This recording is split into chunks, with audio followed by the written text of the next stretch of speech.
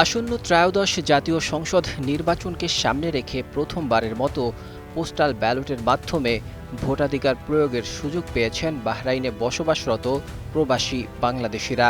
বাংলাদেশ নির্বাচন কমিশনের উদ্যোগ ও দূতাবাসের সহযোগিতায় ডাকযোগে ব্যালট হাতে পেয়ে আনন্দ প্রকাশ করেছেন তারা। দীর্ঘদিন প্রবাসে আছি, সময় স্বল্পতার কারণে দেশে যাওয়া হচ্ছে না। পোস্টাল ভোটের মাধ্যমে বাহরাইন থেকে ভোট দেওয়ায় আমি খুবই আনন্দিত এবং গর্বিত মনে করছি নিজেকে। আপনারা সবাই ভোট দিবেন পোস্টাল ভোটের মাধ্যমে যারা প্রবাসে আছেন। দীর্ঘদিন প্রবাসে অবস্থান করায় এতদিন ভোটাধিকার প্রয়োগ থেকে বঞ্চিত ছিলেন অনেকেই। এবার সেই সুযোগ পাওয়ায় দেশের প্রতি দায়িত্ববোধ ও সম্পৃক্ততা আরও বেড়েছে বলে মনে করছেন। ভোট দেওয়া আমাদের নাগরিকদের একটা মৌলিক অধিকার।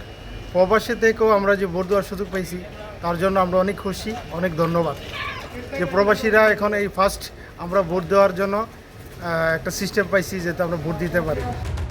প্রবাসীদের মতে পোস্টাল ব্যালটের মাধ্যমে ভোটাধিকার নিশ্চিত হওয়া শুধু একটি সুযোগ নয়, বরং এটি রাষ্ট্রের পক্ষ থেকে প্রবাসীদের অবদানের স্বীকৃতি।